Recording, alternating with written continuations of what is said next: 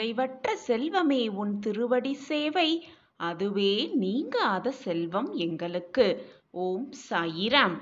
அன்பு குழந்தையே, யார் உனக்கு துன்பத்தை கொடுத்தாலும் அவர்கள் நன்றாக இருப்பது போன்ற தோற்றம் உனக்கு தெரிந்தாலும், மற்றவர்களுக்கு கெடுதல் நினைப்பவர்கள் நன்றாக இருக்கிறார்களே. ஆனால் நல்லதை மட்டுமே நினைத்து கொண்டிருக்கும் நான், நல்லதை மட்டுமே செய்து கொண்டிருக்கும் நாம் எப்பொழுதும் கஷ்டப்பட்டு கொண்டே இருக்கிறோமே என்று மனவேதனைப்படாதே என் குழந்தையே. உன் வாழ்க்கையில் நீ நிறைய சோதனைகளை அனுபவித்து விட்டாய். நீ பட்டதெல்லாம் போதும் என் குழந்தையே. உன்னுடைய ஆசைகளெல்லாம் கனவாகியே போய்விடாது. அதை பல மடங்காக திருப்பித் தருவேன் உன் சாயி தேவா. மற்றவர்களுக்கு துரோகம் நினைப்பவர்களும் மற்றவர்களுக்கு கெடுதல் நினைப்பவர்களும் நன்றாக இருப்பது போல் தோன்றினாலும் அவர்கள் காலையில் பூத்து மாலையில் வாடும் பூ போன்றவர்கள். இப்பொழுது உள்ள மேன்மையிலிருந்து விரைந்து கீழே தள்ளப்படுவார்கள். ஆனால் நீயோ மற்றவர்களுக்கு நன்மை மட்டுமே நினைக்கும் நீ விருட்சம் போன்றவர். எப்பொழுதுமே ஆழ ஊன்றிதான் நிற்பாய். பல பேர் உன்னை ஏமாற்ற வந்தாலும், உனக்கு நெருக்கடி கொடுத்தாலும் பயந்து போய்விடாதே, சோர்ந்தும் போய்விடாதே. தன்னம்பிக்கையோடு தைரியமாக எதிர்த்து நில். உனக்கு துணையாக உன் அப்பா எப்பொழுதும் துணையாக, பக்கபலமாக, உறுதுணையாக இருப்பேன். உன் வாழ்க்கைக்கு வழிகாட்டுவேன். உன் மனதை தேற்றுவேன். நீ வெற்றியடைய நல்ல வழியை உனக்கு காட்டியே தீருவேன். இது உன் சாயப்பாவின் சத்திய வாக்கேதான். அது மட்டுமல்லாமல் குழந்தையே, எத்தனை இழப்புகள் வந்தாலும் சோர்ந்து போய்விடாதே. நான் ஆழமாக வேர் விட்டிருக்கும் விருட்சம் என்று உன் மனதிற்குள் சொல்லிக்கொள். என்னுடன் இருப்பது என் சாயி தேவா என்று நம்பிக்கையோடு சொல்லிக்கொள். உன் மனதில் ஒரு புது தெம்பு பிறப்பதை நீயே உணர்வாய். நீ மலர்களை மட்டுமல்ல, கனியையும் தரும் மரமாகவே இருப்பாய். உன் மூலமாக வரும் நன்மை பல பேருக்கு பயனாகவே இருக்கும். நாம் இப்படி கஷ்டப்படுவது போல நமக்கு எதிரில் இருப்பவர்களும் ஒரு நாள் கஷ்டப்படுத்துவார்கள், கஷ்டப்படுவார்கள் என்று உனக்கு புரிந்துவிட்டால் யார் மேலேயும் கோபம் என்பதை படவே படமாட்டாய். மற்றவர்களுக்காக நிச்சயமாக பரிதாபப்படுவாய். ஏனென்றால் அப்படி பல கஷ்டங்களை இதுவரை அனுபவித்து விட்டாய். குழந்தையே, எந்த சூழ்நிலையும் நீ பாதிக்கப்பட மாட்டாய். உனக்கு என்று எழுதப்பட்டது நிச்சயமாக உன் கைகளில்தான் வந்து சேரும். நான் இருக்கிறேன். அனைத்தையும் பார்த்து பார்த்து என் பிரியமான கண்மணிக்காக செய்வேன், செய்து முடிப்பேன். நீ நெடுநாட்களாக விரும்பி என்னிடம் கேட்டது உனக்கு கிடைக்கப் போகிறது. உன் வாழ்வில் மிகப்பெரிய மாற்றம் ஏற்பட போகிறது. பல மாற்றங்களை காணப்போகிறாய். ஒவ்வொன்றாக அடுத்தடுத்து உன் வாழ்க்கையில் நடக்கப் போகும், நடக்கவிருக்கும் அதிசயத்தையும் அற்புதத்தையும் காண தயாராக இரு. அந்த அற்புதத்தை கண்ட பிறகு ஓடோடி வந்து எனக்கு நன்றி சொல்லத்தான் போகிறாய். என் காலடியில் விழுந்து நமஸ்கரிக்கத்தான் போகிறாய். என்னுடைய பரிபூரண ஆசிர்வாதம் எப்பொழுதுமே உனக்கு உண்டு. இதுவரை நடக்குமா நடக்காதா, கிடைக்குமா கிடைக்காதா என்று நீ நினைத்த காரியம் நடக்கப் போகிறது. மகிழ்ச்சியான செய்திதானே? இதோ உன் சாயப்பா அதை உனக்காகவே நடத்தி வைக்கப் போகிறேன். உன் மனதிற்கும் ஒரு தெளிவு பிறக்கப் போகிறது. சோர்ந்து போய் ஏமாந்து போயிருக்கும் உன் மனதிற்கும் ஒரு புத்துணர்ச்சி பிறக்கப் போகிறது. இது நாள் வரை தவித்த அந்த விஷயம் இனி நமக்கு நடக்கும் என்ற தெளிவான மனது உன்னுள் வரப்போகிறது. ஒன்றை மட்டும் புரிந்து கொள் என் குழந்தையே. பக்தன் கேட்கும் அனைத்தையுமே அந்த நொடியே இறைவனால் வழங்க முடியும். ஆனால் சுலபமாக எல்லாமே கிடைத்துவிட்டால், கேட்ட நொடியே அனைத்தும் கிடைத்துவிட்டால் யாருமே கடவுளை நினைத்து கூட பார்க்க மாட்டார்கள். வாழ்க்கையை புரிந்து கொள்ளவும் மாட்டார்கள். இறைவன் எப்பொழுதுமே பக்தி என்ற சொல்லுக்கு அர்த்தத்தை முதலில் புரிந்து கொள்ளத்தான் விரும்புகிறார். அந்த அர்த்தத்தை புரிந்து கொண்டு வழிபாடு செய்து பின் கிடைக்கும் வெற்றியை தான் கடவுள் ஆத்மார்த்தமாக அந்த பக்தனுக்கு வழங்குகிறார். பின் இதை அனைத்தையும் புரிந்து கொண்ட பின் அனைத்தையும் பக்தன் கேட்கும் அனைத்தையும் வாரி வாரி வழங்குவார் இறைவன். இப்படி இருந்தால்தான் பக்தன் எப்பவுமே கடவுளை விடமாட்டான். பக்தி என்ற சொல்லுக்கு அர்த்தமும் புரிந்துவிட்டது. வழிபாடு என்ற சொல்லுக்கு அர்த்தமும் புரிந்தமையால் பக்தன் எப்பொழுதும் எல்லா நேரமும் எந்த நொடியும் இறைவனை விட்டு விலகவும் மாட்டான். இறைவனை நம்பாமல் இருக்கவும் மாட்டார்கள். பக்தியுடன் வழிபாடோடு நம்பிக்கையோடு இருக்கும் எந்த பக்தனும் அதை புரிந்து கொள்வான். அந்த தருவாயில்தான், அந்த சூழ்நிலையில்தான் நீயும் என் பிரியமான குழந்தையாக இருக்கிறாய். என்னுடைய விசுவாசத்திற்கு உகந்த குழந்தையாகவும் இருக்கிறாய். என்மேல் தீராத விசுவாசத்தோடும் பக்தியோடும் அன்பாகவும் இருக்கிறாய். என் பிரியமான குழந்தைக்கு தேவையான அனைத்தையும், நீ கேட்ட அனைத்தையும், இதுவரை நீ எதிர்பார்த்து காத்திருந்த அனைத்தையும் வாரி வாரி கொடுக்க உன் சாயப்பா புறப்பட்டு விட்டேன். உனக்கான மகிழ்ச்சியான செய்தி, இனிப்பான செய்தியோடு உன் சாயிநாதர் வந்து கொண்டே இருக்கிறேன் உன் இல்லத்தருகில். உனக்கு பக்தியை, வழிபாட்டின் மகிமையை புரிந்து கொள்வதற்காகவே பல இக்கட்டான சூழ்நிலைகள் உனக்கு கொடுக்கப்பட்டது. அனைத்திலும் நீ வென்றுவிட்டாய். இறை வழிபாடு என்ன என்பதையும் உணர்ந்து கொண்டுள்ளாய். இப்பொழுது நீ கேட்பது அனைத்தும் உனக்கு கிடைக்கும். நீ இதுவரை கிடைக்குமா கிடைக்காதா என்று ஏக்கத்தோடு காத்திருந்த விஷயம் அனைத்தும் உனக்காகவே வந்து சேரும். நீ நினைப்பது அனைத்தும் நடக்கும். எல்லாவற்றையும் புரிந்து கொண்டு பக்குவ பெற்ற மனதோடு நீ இப்பொழுது இருக்கிறாய். அதனால்தான் நீ தவித்த ஒன்றை இப்பொழுது நான் உனக்காக கொடுக்கப் போகிறேன். அந்த மகிழ்ச்சியான செய்தியை பெற்றுக்கொண்டு உன் வாழ்க்கையை சந்தோஷமாக, மிக சந்தோஷமாக நீ வாழப்போகிறாய். இதுவரை உனக்கிருந்த கஷ்டகாலமெல்லாம் இன்றோடு உனக்கு விலகப் போகிறது. உனக்கான நல்ல நேரம் வந்து கொண்டே இருக்கிறது. என் பக்தனின் வீட்டில் தேவை என்பதே இருக்காது என்று நான் உனக்கு வாக்குறுதி அளித்திருக்கிறேன். ஆனாலும் பல குடும்பங்களில் இந்த குடும்பம் சாயிநாதரை தான் முழுமையாக நம்பியிருக்கிறது. ஆனாலும் வறுமை, கடன், சுமை எல்லாம் சேர்ந்து கொண்டு குடும்பமே தத்தளித்து கொண்டிருக்கிறது என்று சொல்வதை கேட்டு என் மனம் மிகவும் வருந்துகிறது. உன் வீட்டில்தான் என்ன நடந்து கொண்டிருக்கிறது? நாலா பக்கமும் பிரச்சனைகள். சமாளிக்கவே முடியாமல் அடுத்த அடி எப்படி எடுத்து வைப்பது என்று தெரியாமல் விழிப்பிதுங்கி நிற்கிறீர்கள். வெளியே சொல்லக்கூட முடியாத அளவிற்கு அவமானங்களும் அவமரியாதைகளும் சூழ்ந்து கொண்டு நிற்கின்றது. சின்ன சின்ன விஷயம்தானே, இது என்ன நம்மை செய்துவிடப் போகிறது என்ற அலட்சியமாக பார்த்த விஷயங்களெல்லாம் என்று பூதாகரமாக எழும்பி நிற்கிறது. என்னுடைய ஆசிர்வாதம் உனக்கு முழுமையாக இருக்கும் பொழுது நீ ஏன் இவ்வளவு சோதனைகளையும் வேதனைகளையும் சந்தித்து கொண்டிருக்கிறாய் என்று யோசிக்கிறாயா? நிச்சயமாக இது உன்னுடைய கர்ம வினைகளின் காரணம் அல்ல.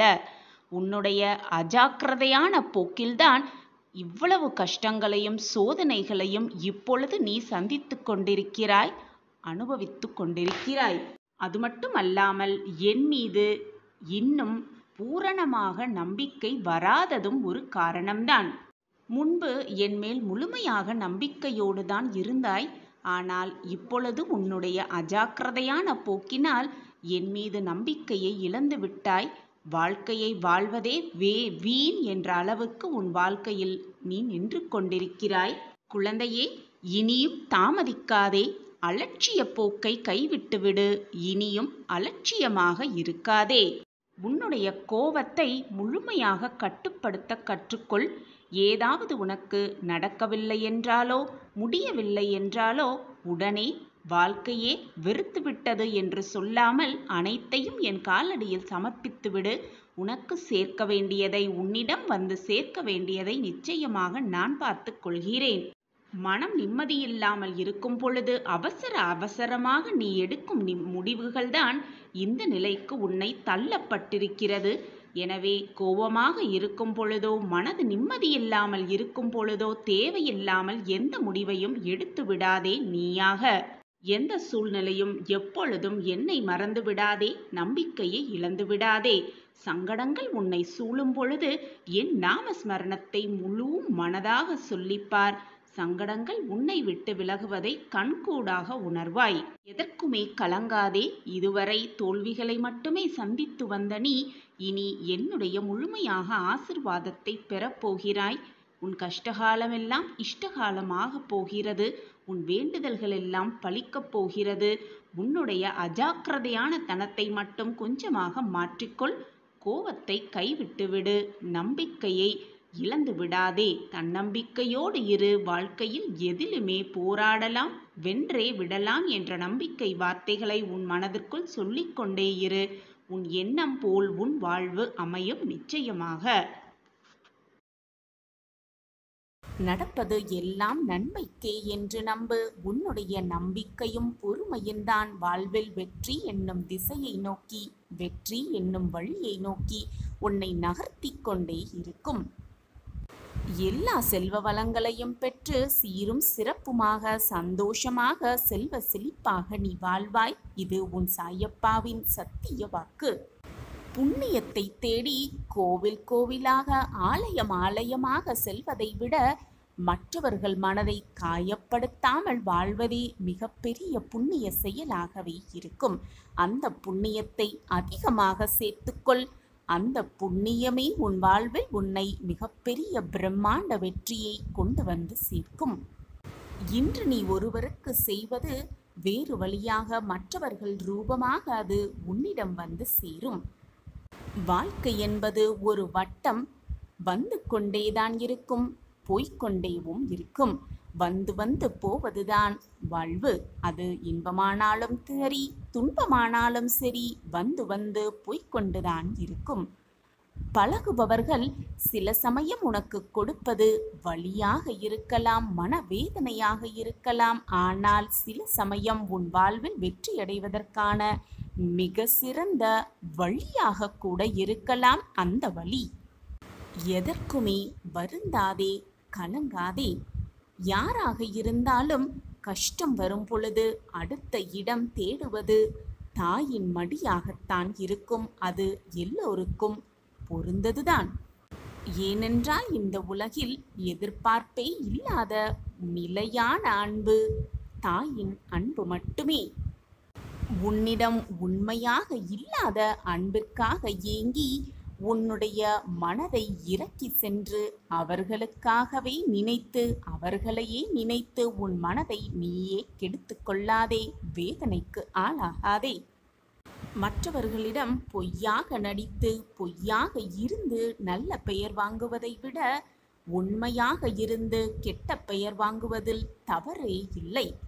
பொய்யாக நடிக்க வேண்டாம், உண்மையாக இரு.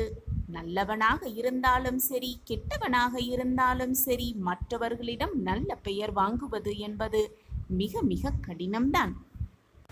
உன்னை போல் உன்னுடைய நல்ல எண்ணம் போல் இதுவரை யாருமே பிறந்ததே இல்லை. அப்படி இருக்கும் பொழுது மற்றவரை போல நீ வாழ வேண்டும் என்று ஏன் நினைக்கிறாய்? மற்றவர்களுக்கு எடுத்துக்காட்டாக வாழும் நீ மற்றவர்களுக்கு எடுத்துக்காட்டாகவே வாழும் உன்னுடைய மனம் எனக்கு நன்றாகவே தெரியும். உன்னை சுற்றி இருப்பவர்கள் வேண்டுமானால் உன்னை உதாசீனம் செய்யலாம், வேண்டாம் என்று வெறுத்து ஒதுக்கலாம். ஆனால் உன்னுடைய நல்ல மனம் உன் அப்பாவிற்கு நன்றாகவே புரியும். மற்றவர்களுக்கும் உன்னுடைய நல்ல மனம் கூடிய விரைவில் புரியும். புரிந்து கொண்டு உன்னை நெருங்கி வருவார்கள். அதுவரை பொறுமையாக இரு. வாழ்வே வெறுத்துவிட்டது என்று புலம்பாதே. உன் வாழ்விலும் பிரகாசம் வரும், உன் வாழ்விலும் மாற்றம் வரும், உன் வாழ்விலும் அதிசயம் நடக்கும். கடைசி நொடியில் கூட மாற்றங்களை நடத்தி காட்டும் வல்லமை உன் அப்பாவிடம் இருக்கும் பொழுது எதற்காக இந்த வருத்தம் உன் மனதில்? எது வந்தாலும் நிம்மதியாக இரு, தன்னம்பிக்கையோடு இரு, தைரியமாக இரு. உன்னுடைய நல்ல இதயம் பல பேர் பதம் பார்த்து துடித்து கொண்டிருக்கும் உன் இதயம் மகிழ்ச்சியின் எல்லையில் திக்கு முக்காட போகும் அந்த நல்ல நேரம் உனக்காகவே காத்து கொண்டிருக்கிறது. நீ நினைத்தது எல்லாமே நிறைவேறப் போகிறது. நீ நினைத்தது நினைத்த மாதிரியே உனக்கு நடக்கப் போகிறது. அந்த நொடி சந்தோஷமடைந்து முகமலர்ந்து ஓடோடி வந்து சாயிநாதரே நன்றி, சாயிநாதரே நன்றி, என் வாழ்வில் மாற்றங்கள் நிகழ்ந்துவிட்டது, நீங்கள் கூறியது போலவே எல்லாம் நடந்து கொண்டிருக்கிறது என்று மகிழ்ச்சியின் எல்லையில் திக்குமுக்காடப் போகிறாய். நன்றி மேல் நன்றி கூறத்தான் போகிறாய். இது உன் வாழ்வில் நடக்கத்தான் போகிறது என் குழந்தையே. என் மீது நம்பிக்கை உனக்கு இருக்கிறது தானே? என் வாக்கு உண்மையாகும் என்ற நம்பிக்கையும் உனக்கு இருக்கிறது தானே? அப்படி என்றால் பொறுத்திருந்து பார், எல்லாம் உன் வாழ்வில் மாற்றத்தக்க அதிசயமாகவே நடக்கும். ஏதோ ஒரு இடத்தில் உனக்கான வெற்றியை அந்த இறைவன் நிர்ணயித்து வைத்திருக்கிறான் என்பதை முழுவதுமாக நம்பு. உனக்கானதை நிச்சயமாக உன்னிடம் வந்து சேர்க்கும் வரை காலம் ஓயாது, நானும் ஓய மாட்டேன் என்பதுதான் நிதர்சனமான உண்மை. எனவே எதற்குமே கலங்காதே. அழகான புன்னகையை மறைத்துவிட்டு 1000 ஆண்டுகள் சந்தோஷமாக வாழ்வது போல நடிப்பது எதற்குமே பயன் தராது. வாழ்வு என்றால் நிம்மதியாக இருக்க வேண்டும், சந்தோஷமாக அமைய வேண்டும். நடித்துக்கொண்டே வாழவும் முடியாது, வாழ்ந்து கொண்டே நடிக்கவும் முடியாது. உண்மையாக வாழ வேண்டும். அதுதான் வாழ்விற்கு மகிழ்ச்சியையும் சந்தோஷத்தையும் அள்ளி அள்ளி கொடுக்கும். மகிழ்ச்சியை வேறு எங்கும் போய் தேடாதே, அது உன்னில்தான் இருக்கிறது.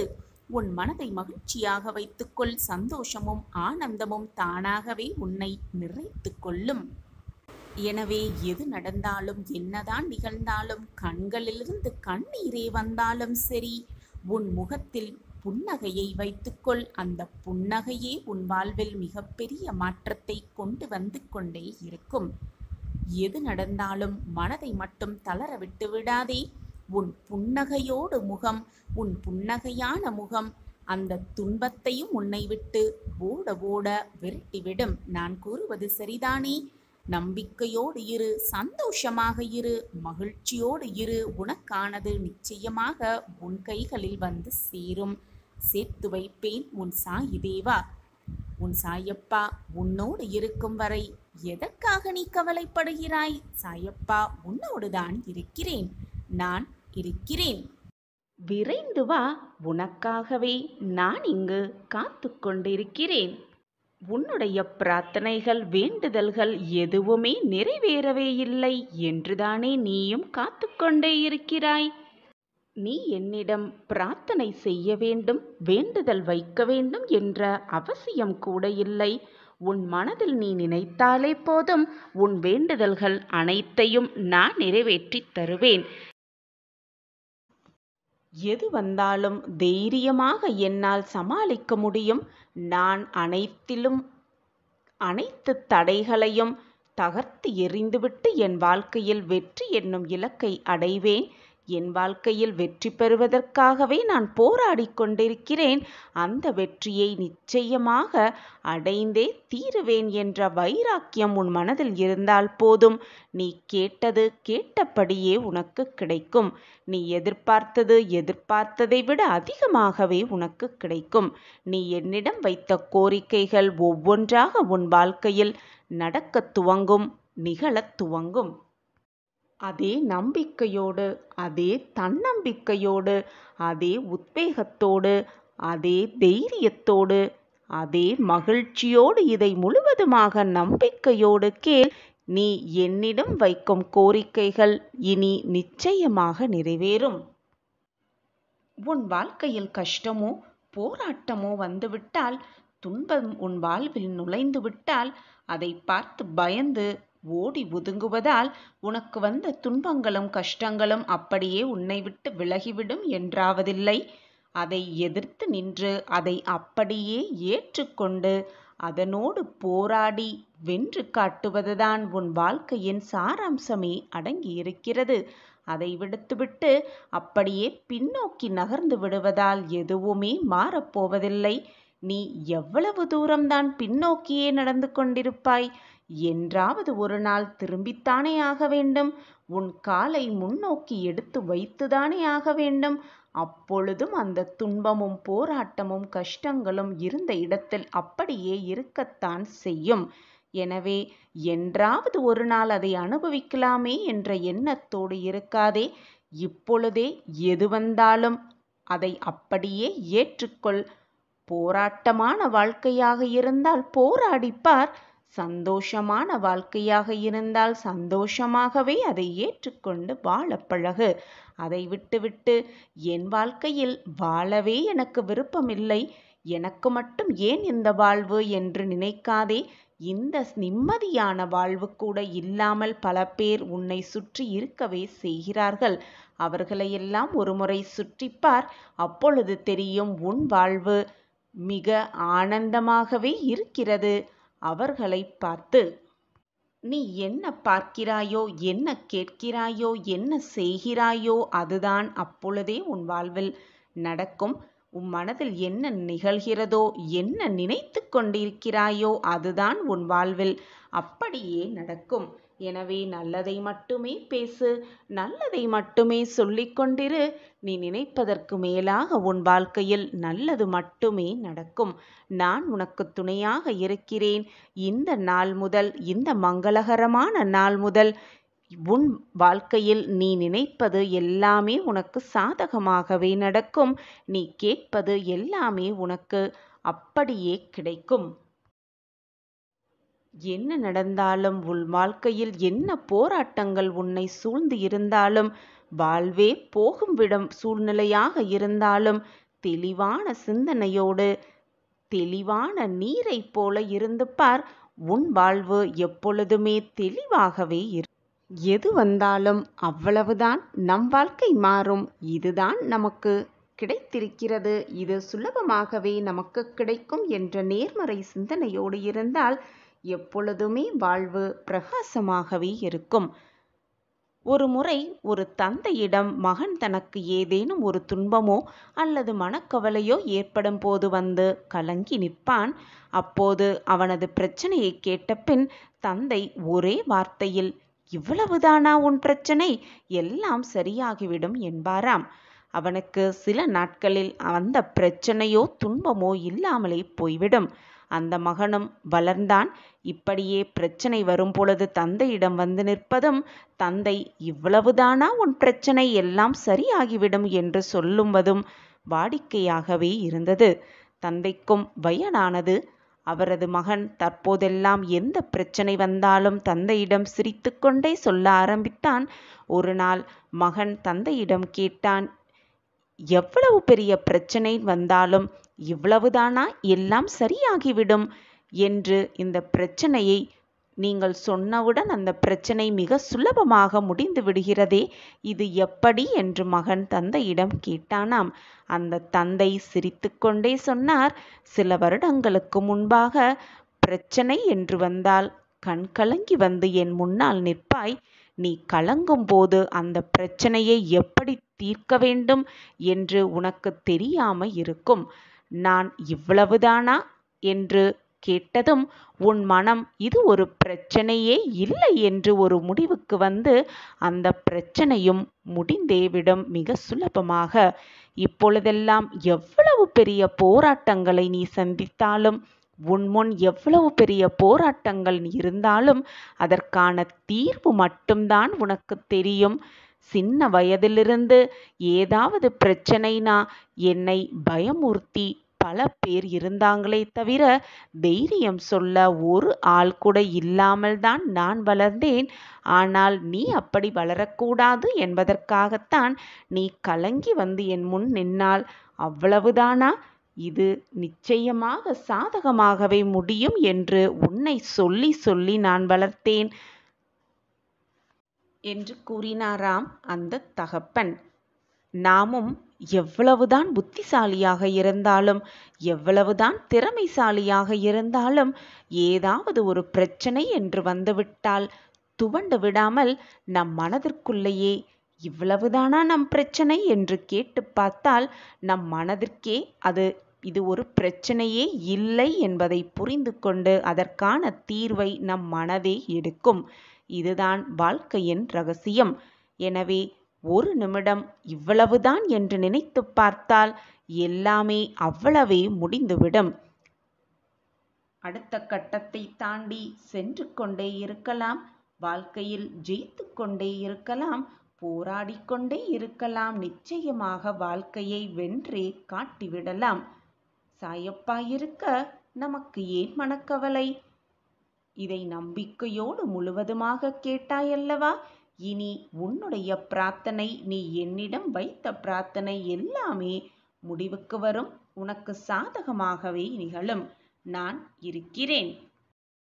என்னுடைய பொக்கிஷம் நீ, என்னுடைய கண்ணான கண்மணி நீ.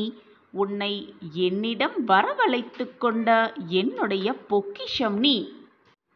சில நேர சுமைகளை கூட பாரமாய் கருதும் இந்த உலகில் சுமைகளை மட்டுமே சுகங்களாக எண்ணி வாழ்பவள்தான் பெண்ணினம். அப்படியாப்பட்ட பெண்ணே, என் மகளே, என் கண்ணான கண்மணியே, இது உனக்காகத்தான். இதை முழுவதுமாக நம்பிக்கையோடு கேள். இதுவரை உன் வாழ்க்கையில் நீ பார்த்திராத பிரகாசத்தை கண்குளிர பார்க்கப் போகிறாய். மிகப்பெரிய திருப்பு முனையை இனி உன் வாழ்வில் நீ காணத்தான் போகிறாய். உன் சாயிதேவா உனக்காகவே வேலை செய்து கொண்டிருக்கிறேன். உன் வாழ்க்கையில் பிரகாசத்தை உருவாக்கி கொண்டிருக்கிறேன். என்மேல் முழுமையாக நம்பிக்கை வைத்து விட்டாய் அல்லவா? இனி எதற்குமே நீ கலங்க வேண்டிய அவசியமே இல்லை. உன்னை என் கண்களுக்குள் வைத்து உன்னை காப்பாற்றி கொண்டிருக்கிறேன். அப்படி இருக்கும் பொழுது உன்னை எப்படி நான் கைவிட்டு விடுவேன் என்று நீ தவறான சிந்தனையில் மூழ்கி இருக்கிறாய். நம் வாழ்க்கையில் என்ன நடக்கிறது, என்ன நடக்கப் போகிறது என்பதை புரியாமலும் தெரிந்து கொள்ளாமலும் தான் இத்தனை குழப்பத்தோடும் வேதனையோடும் தவித்து கொண்டிருக்கிறாய். நீ புலம்புவதாலோ வேதனைப்படுவதாலோ கண்ணீர் சிந்துவதாலோ எதுவுமே மாறிவிட போவதில்லை, மாறிவிடுவதும் இல்லை. ஏற்கனவே எல்லாமே தீர்மானிக்கப்பட்டதுதான். தீர்மானிக்கப்பட்டபடிதான் எல்லாம் இதுவரை நடந்து கொண்டிருக்கிறது. இனியும் அப்படித்தான் நடக்கும். இனி நடக்கப் போவதும் ஏற்கனவே முடிவு செய்யப்பட்டதுதான். நீ எதற்குமே காரணக்கர்த்தாவாகி முடியாது. ஏனென்றால் நீ நினைப்பது போல் எல்லாமே நடந்துவிட்டால் பின் வாழ்க்கைக்கான அர்த்தம் எப்படி இருக்க முடியும்? உன் வாழ்க்கையில் என்ன நடக்கப் போகிறது என்பதை நான் கூறுவதை விட உன் வாழ்க்கையில் என்ன நடந்தது, என்ன நடக்காமல் போனது என்பதை நான் கூறினால் உன் மனதுக்கு சற்று சுகமாகத்தானே இருக்கும். இதோ கூறுகிறேன், கவனமாக கேள். அப்பொழுதுதான் உனக்கு தெரியும், உனக்கு நடந்தது எல்லாம் நன்மைக்கே என்று அப்பொழுதுதான் உன் மனதிற்கு விளங்கும். உனக்கு நடந்தது எல்லாமே உனக்கு எதிராகவும் உனக்கு சாதகமாக இல்லாமல் நடந்தது போல் உனக்கு தோன்றினாலும், ஆனால் இதுநாள் வரை எதுவுமே உனக்கு தவறாக முடிந்து விடவில்லை என்பதுதான் நிதர்சனமான உண்மை. உன்னிடம் இருந்து எல்லாமே விலகி சென்றது போல உனக்கு தோன்றினாலும், எல்லாமே உன்னை விட்டு போனது போல உனக்கு தோன்றினாலும், எதுவுமே உன்னிடம் இப்பொழுது இல்லை என்பது போல தோற்றம் உன் மனதிற்கு தோன்றினாலும், எதுவுமே உன்னை விட்டு விலகவில்லை. நான் விலக்கவும் வைக்க மாட்டேன். எல்லாமே கைவிட்டு போனது போல உனக்கு தோன்றினாலும், வாழ்க்கையே முடிந்து விட்டது போன்ற தோற்றம் உனக்கு தோன்றினாலும், எதுவுமே உன்னை விட்டு கைவிட்டு போவதும் இல்லை, போகவும் போகாது. உன் வாழ்க்கையும் அவ்வளவு சீக்கிரம் முடிந்துவிடவும் முடியாது. நான் தான் உன்னோடு எப்பொழுதும் உன் வாழ்க்கையை பற்றி சிந்தித்து கொண்டும் யோசித்து கொண்டும் இருக்கும் பொழுது நீ ஏன் தவறாக சிந்தனையை உன் மனதிற்குள் எழ வைக்கிறாய்? நாம் நினைப்பது போல் எதுவும் நடக்காமல் போய்விடுமோ என்று பதற்றத்தோடு இருக்கும் உனக்கு நான் நிச்சயமாக சொல்கிறேன், எதுவும் உனக்கு நடக்காமல் போவது போகாது. நம் விதி அப்படியே இருந்து விடுமோ என்ற குழப்பத்திலேயே இருக்கும் உனக்கு நான் கூறுகிறேன், சர்வ நிச்சயமாக கூறுகிறேன், விதியை மாற்றி எழுதுவேன் உன் சாயிதேவா.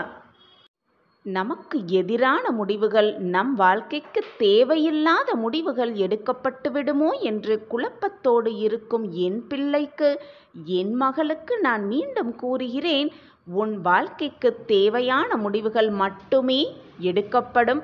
நான் அதை நிகழ்த்தி வைப்பேன் உன் வாழ்க்கையில்.